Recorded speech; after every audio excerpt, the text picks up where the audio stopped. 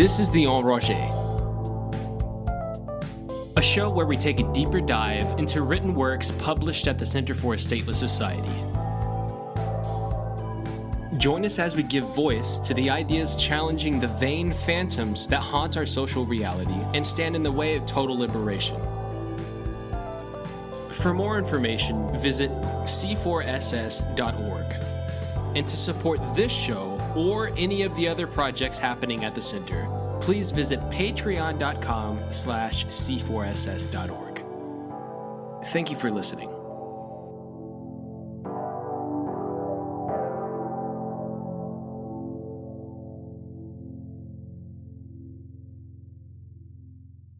Hello, and thank you for tuning in to the 20th installment of the Anarcha. This is your host, Eric Fleischman, and today we'll be joined by Selena Q. Rose to discuss her articles, How State Power Perpetuates Transphobic Violence, and Gender Anarchism, Tearing Down the Gender Hierarchy. Selena Q. Rose, she/they, is a non-binary transgender woman and a market anarchist who advocates for the abolition of unjust hierarchies, including the gender hierarchy and the state.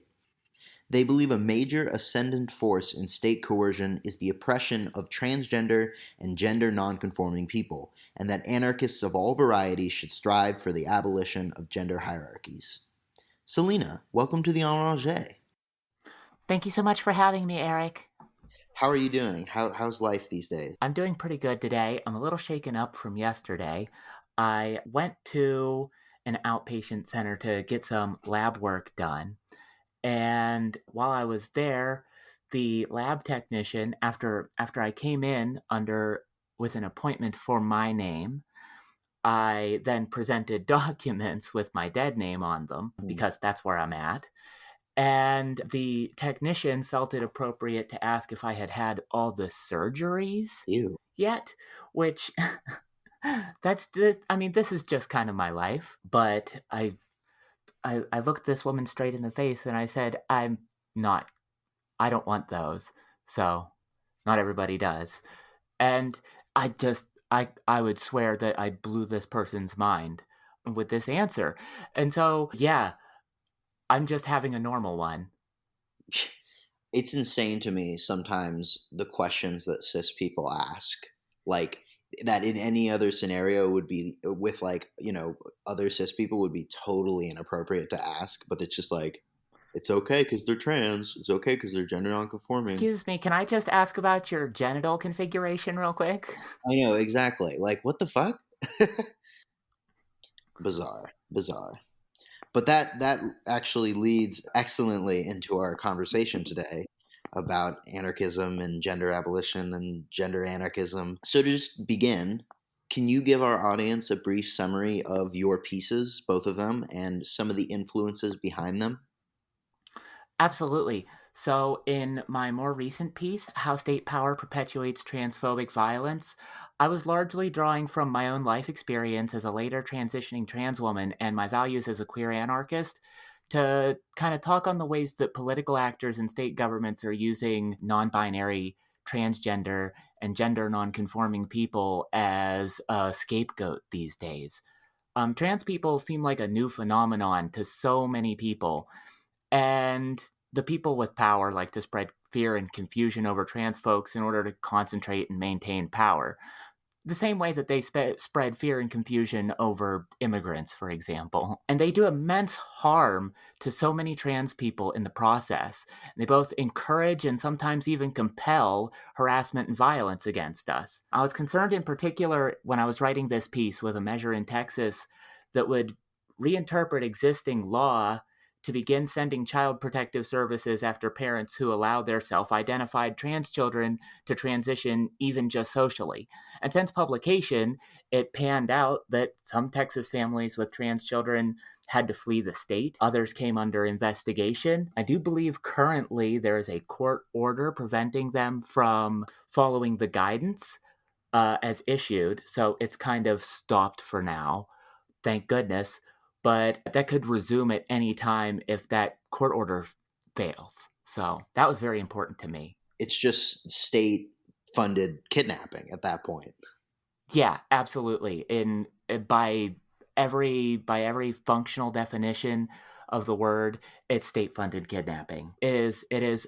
Some people have made the argument, and I think it's pretty valid, that kidnapping people, like trans people, for example, but let's say, just to make the point, let's say you were kidnapping, let's say, for example, that they were taking children from a persecuted religious minority rather than a persecuted gender minority, or children of a persecuted gender minority.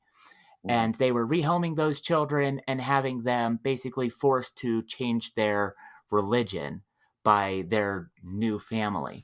This is, in some regards, practically genocidal. You will wipe out cultures this way.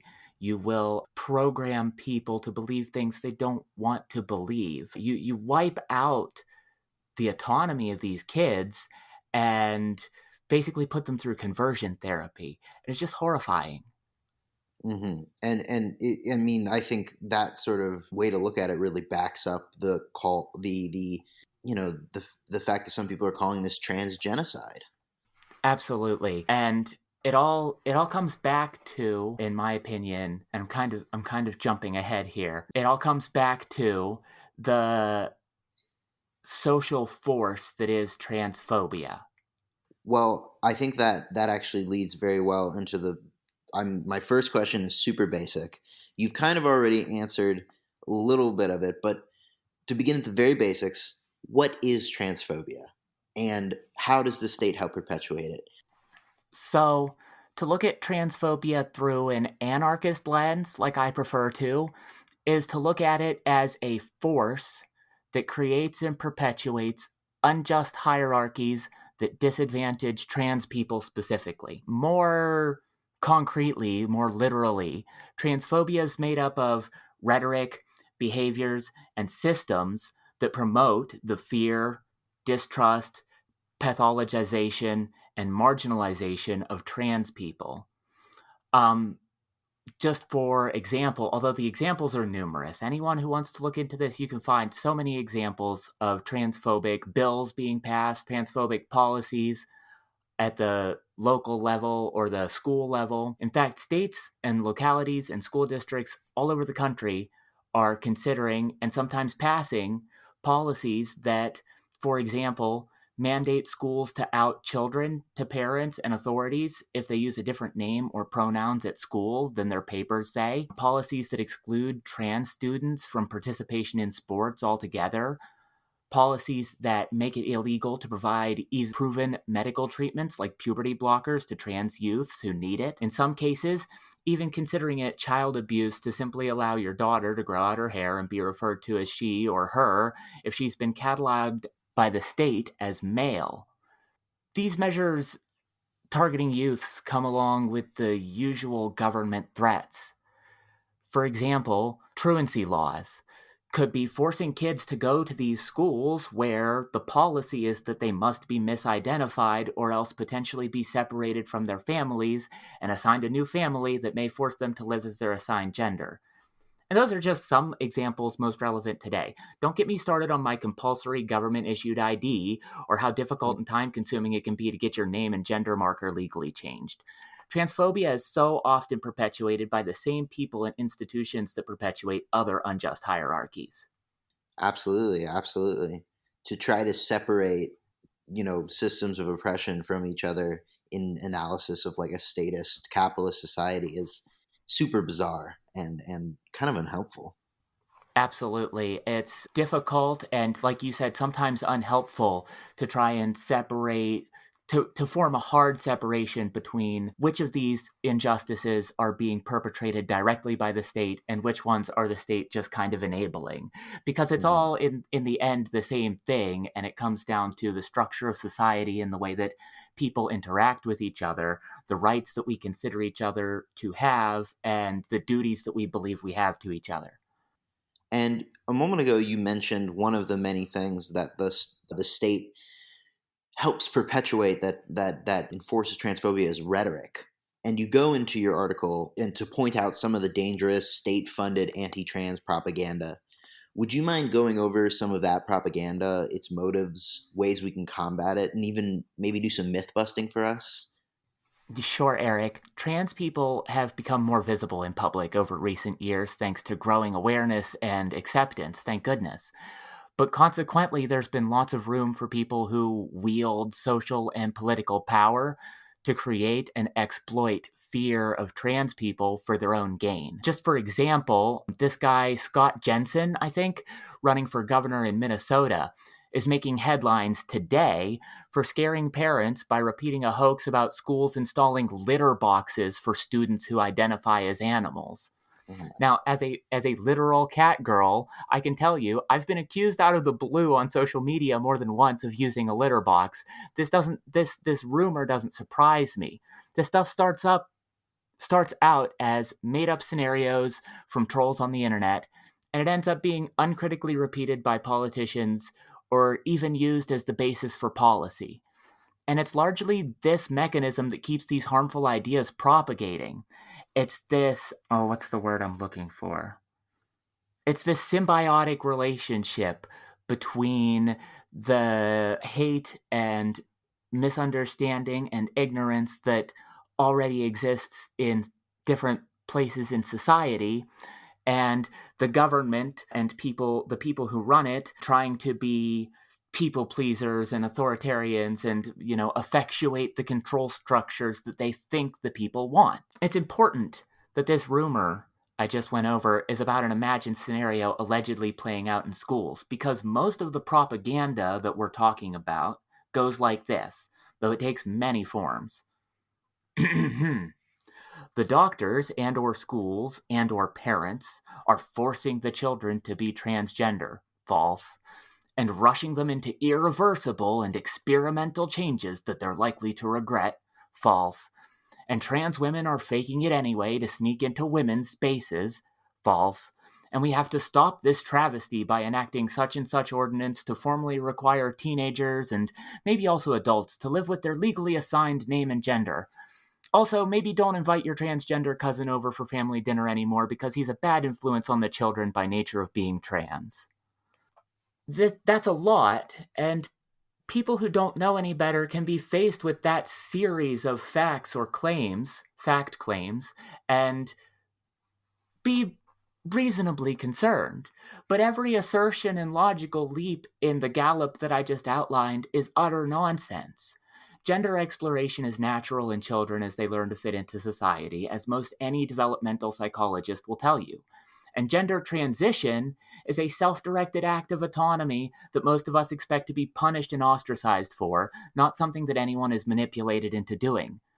It's also not something we're likely to regret. The regret rate for gender-affirming medical procedures is around 1 to 2%. These treatments have lower regret rates than hip replacements, knee replacements, even cancer treatments. And of those trans people who do retransition to live as their assigned gender, the most common reason is lack of support for their identity, not lack of needing to live it. Trans women want to use the women's restroom because that's where they're less likely to receive negative attention that might end in violence. Trolls on the internet will gleefully cite statistics finding that 41% of trans people have experienced suicidal ideation at some time, as if to show that being trans is somehow inherently crazy.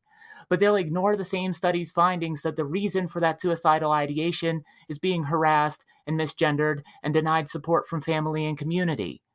Politicians are all too happy to play on these transphobic fears and uncritically repeat them to a population desperately seeking some explanation for why their life under modern state-run capitalism is more confusing and turbulent than they expected.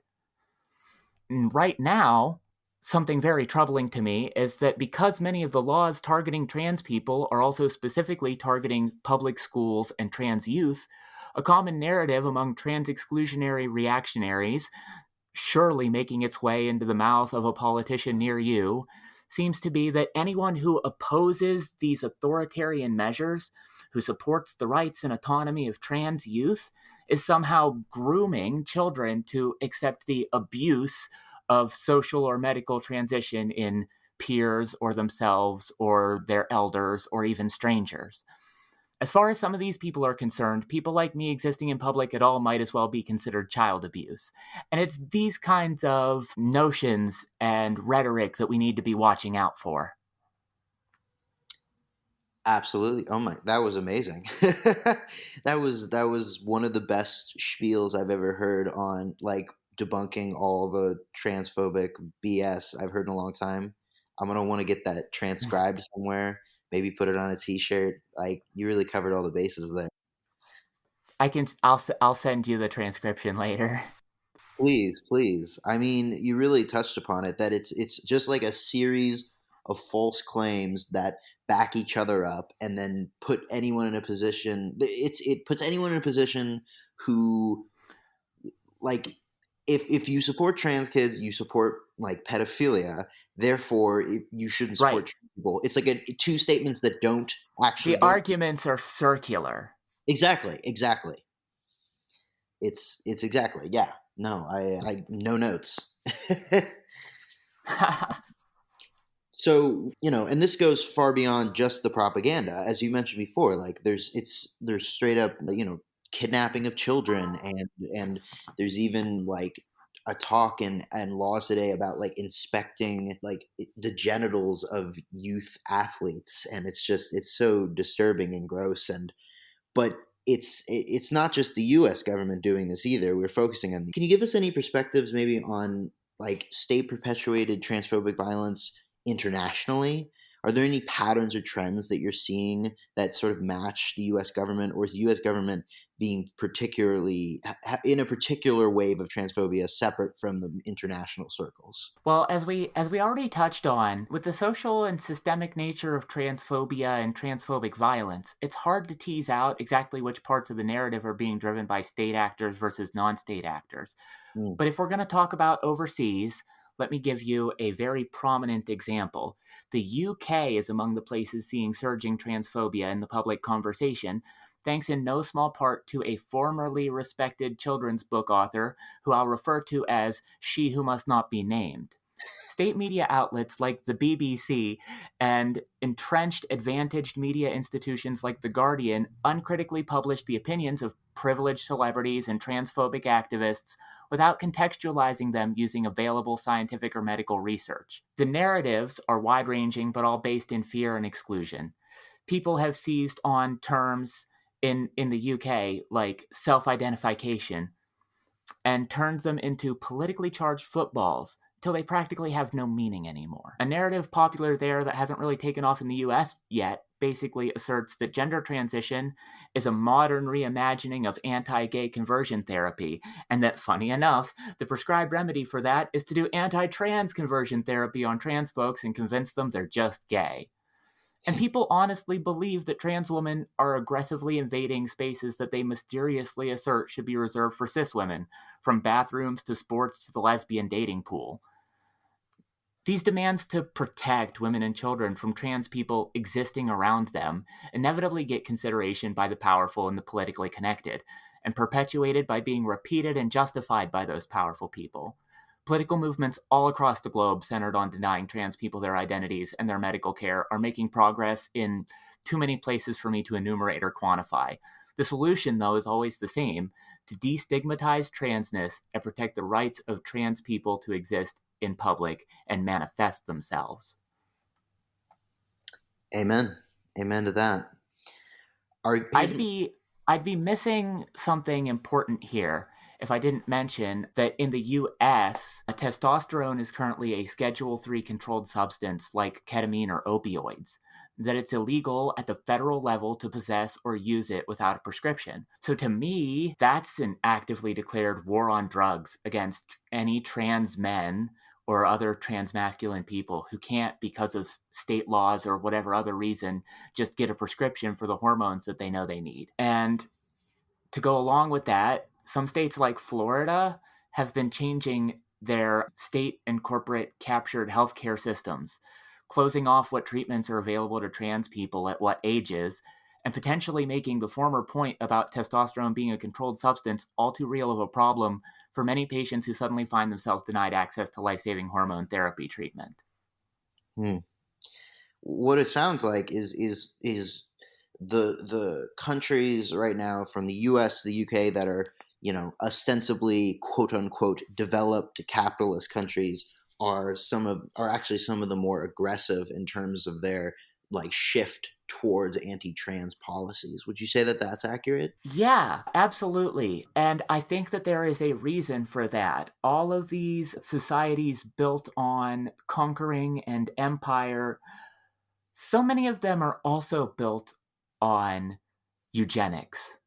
Mm-hmm. And I think that in many ways, just like they're doing with COVID and leaving disabled people out to just hang and be immunocompromised and probably die because of COVID, they kind of just want to let trans people wither away. They don't want to give us support. They don't want to help us. They just kind of want to hope we go away, make it illegal for us to do our thing, at least around them, and just kind of hope we go away.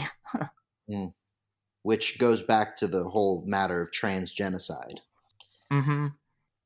Well, that covers all my questions for your first article, or your latest article, How State Power Perpetuates Transphobic Violence. But I want to move on to your earlier article, Gender Anarchism, Tearing Down the Gender Hierarchy. In this article, you describe gender hierarchy as, quote, a pervasive system of social control across times and cultures. Like other unjust hierarchies perpetuated by state and nation, this system of control has dramatically restricted the acceptable range of human expression and behavior. Can you elaborate on this and perhaps give some examples about how gender can be put alongside more, I guess I'd call it ostensibly more obvious, but maybe from just like a superficial level, more obvious systems of authority and hierarchy like the state? Yeah, sure. So, gender, as we conceive of it today, describes a number of related concepts springing from the relationship between one's self conception and societally established notions of gender roles. So, the binary, very essentialist notions of gender as being man or woman and fixed from birth and determined by mutually exclusive sex characteristics that many of us have been raised with is not the same as the conception of self and gender held by many indigenous peoples and cultures that have largely been wiped out of the world over and over by empire and regime. Mm-hmm. So, for example, without the theft of land by the US government and the near eradication of indigenous peoples and their culture, there might be many places in what is today the United States where it would be just a normal part of life for someone to live as both a man and a woman, or some mixture thereof, and describe themselves as being two-spirit. But the pervasiveness of this binary conception of gender, reinforced by empires and warfare, has made it a near universal hierarchy that influences most of the global population at a level that usually exists below conscious thought, controlling what we believe to be possible or acceptable to do with our bodies, restraining our ability to imagine ways of exercising our autonomy, making alleged perverts out of innocent women who just want to empty their bladders, and making imagined abuse victims out of youths who have self-determined a path that rejects the old consensus understanding. The assemblage of norms and institutions, both public and private, standing in the way of trans people just living their lives is staggering. Mm-hmm.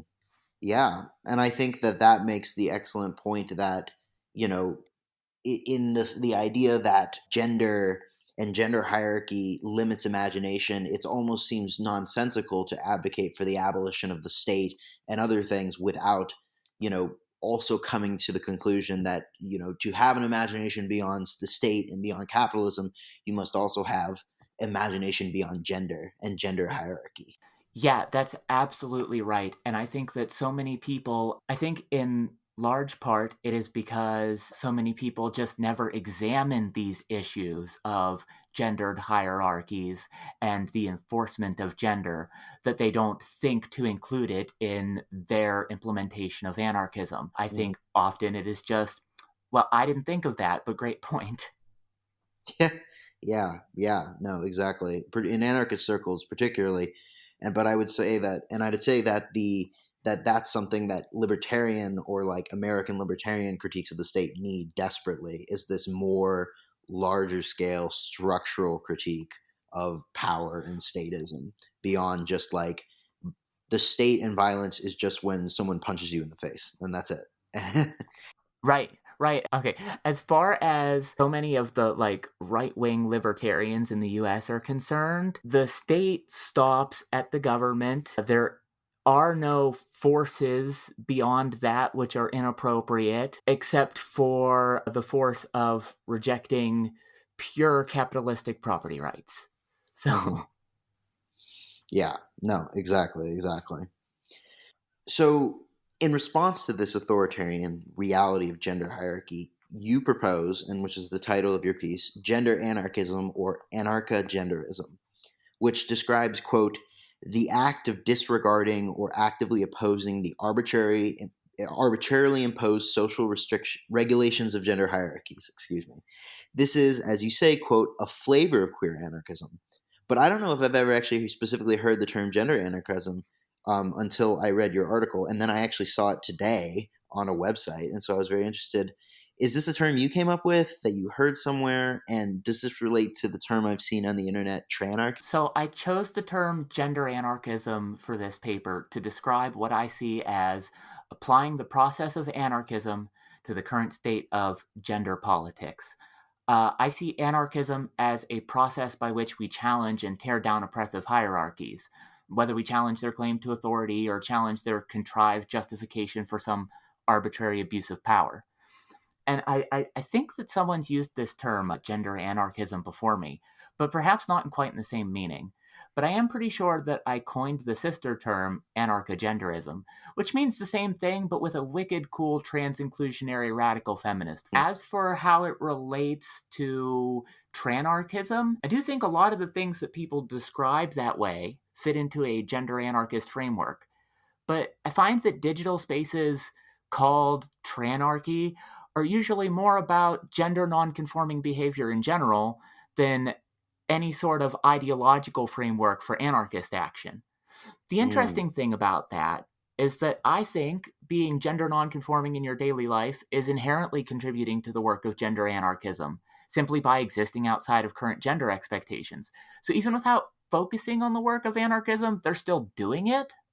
yes, it's kind of like the David Graeber thing. Are you an anarchist? The answer might surprise you. And when you talk about anarchism being the dismantling of unjust hierarchies, that reminds me a lot of the famous Chomsky quote that anarchism is the process that hierarchy and authority are not self-justifying, and anything that can't justify itself should be abolished. Do you feel like that is sort of what you're aiming at in terms of an idea of anarchism within gender and abolishing hierarchies and even people doing it without realizing it? Yeah, oh yeah, that's very much the way that I feel about doing anarchism in general. You can do it without realizing you're doing it, and most of the time if you make a focus specifically on doing it, you're probably missing something. Mhm. Because applying anarchism is just this deeply entrenched thing that has to be part of your life every day in the sense of you have to question the assertions that are made to you about what you can and can't do and challenge them when you think they are unjust. Mhm. Without that, there is no anarchism. Anarchism is not some fixed state of society that we will achieve and then will not change. It's a process. I couldn't agree more. I could not agree more. So, you explain in your article that, quote, anarcha-genderists need not be transgender, nor do we need to directly violate the cis hetero gender norms we're trying to tear down. And you recommend opening, quote, to mutual aid systems for gender, sexual, and romantic minorities, or engaging in gender fuck in one's everyday gender expression. And you say that one might act directly to dismantle the oppressive system the state puts in place around gender, or one might contribute to normalizing body modifications and transhumanism. What are some other ways, in specific or general, that people can do gender anarchism, that can do gender fuck? And what are other ways that cishet people can do gender anarchism? And is their role in this larger project of gender anarchism different than non-gender conforming folks, since gender conforming folks tend to be less vulnerable? So I think that one of the most important things cishet people can do to help the work of gender anarchism is to discard preconceived notions of gender in their own life. To do the same internal work that trans people have to do when we explore our gender, even if they still come to the perfectly acceptable conclusion, yep, I'm cisgender. There are so many unexamined biases that we're all trained to hold around gender and appearance and sex characteristics, and what is the natural course of human development. The more of us who challenge these biases and defeat them in ourselves and our social circles, the safer the world becomes for trans people. Maybe in the process, some people discover they're cisgender but really like an article of clothing usually seen as reserved for a different gender. Cisgender men can wear skirts or dresses or high heels if they want. They can hug and touch each other without being gay, too. And cisgender women might decide that they don't really like conforming to the societal expectation to shave their legs every week, or to wear makeup, or to wear revealing clothes in this situation and modest clothes in that one. And if you're cis and you want to reject gender norms in ways like that, I just want you to know you're not taking anything away from trans or non-binary people. You're actually helping to destigmatize ways of being that are deeply important to our survival. You're allowed to look at trans people being trans and say, that actually kind of looks like fun, and join in. In fact, I'm giving all of your cisgender listeners permission to be as gender non-conforming as they feel is prudent or fun. I can only hope that they go on to help others feel similarly free to express themselves. Fantastic. I haven't written this down on a question, but I am curious to get your opinion on something. So this ties into commercialism and capitalism, so it's a little more complicated, but how do you feel about the response sometimes to popular celebrities like Harry Styles being accused of queer baiting for wearing dresses or wearing makeup or playing gay roles? Like, what are your playing gay roles might be a little different, but what are your thoughts on that kind of critique of like, is it possible for cishet people to do cultural appropriation, or is it just all gender? Well, I have probably an unpopular opinion about this, but while I think it's great for companies to hire trans actors to play trans roles, or for trans people to succeed in the clothing they like, I think it's also important for cis people to be able to wear the clothing that they like, even if it defies gender expectations, even if some people feel deceived by it. You know, as a trans woman, right, some people, upon learning that I am trans, feel deceived. And I guess some people, upon learning that Harry Styles is not what they assumed him to be, feel deceived as well. But that's, in a lot of ways, that's more about us projecting onto others and making assumptions where we shouldn't. I appreciate your insight on that. I've been thinking about it a lot. And it goes into the fact that you sum gender anarchism up as this. This is like the credo. Quote, all people are free to wear what they want, to use the mannerisms they want, to inhabit the body they want. To me, this sounds like the most reasonable proposal imaginable. It's to ask a simplistic question for an incredibly complicated problem. Why is it so controversial? You know, to be completely honest with you, Eric, I don't know why more people don't see bodily autonomy as being reasonable. But we do still live in a world where people who can get pregnant are having their bodily autonomy stolen as well. Bodily autonomy that many of us thought was secured, actually, in the United. In fact, I'd go so far as to say that part of the reason for widespread transphobia right now is that allowing trans people autonomy over their bodies and identity just shatters so many of the myths that the existing power structures use to perpetuate their control. You know, I met a pregnant man a few months ago at a trans function. You can't force people to act as human incubators, the logic goes, if being pregnant isn't considered this thing that's inherent to people you perceive as being the weak, motherly females who are biologically driven to gestate and raise children. Pregnancy is a risky proposition to a trans man for a host of reasons, and the idea of forcing an unwilling man to carry a child to term might make people question this whole abortion thing in ways that they never did before. Transness is such a raw expression of bodily autonomy and self-determination that it scares people and power structures who want to exert control over others. I couldn't have said it better myself. That's it for all of my major questions. Is there anything we haven't touched on in this interview that you'd like to speak about? Just one thing, which is if you are looking for some way to help defend the legal rights of trans people in the places where we are under attack in the United States, I do very much support the work that the ACLU is doing in this regard. So if you're not sure how to help and you've got a little bit of extra scratch, they accept donations all the time. We can include that in the link notes below the episode, so we'll include that. Excellent. Thank you so much. No, of course. What's the best way for listeners to follow you and your work if they found this compelling, which I don't know how they wouldn't? So the best place to follow me and be aware of all of my updates is on Twitter at anarcho_gender. Wonderful, wonderful. Well, Selena, thank you so much for coming onto the Anarcha. It's been my pleasure.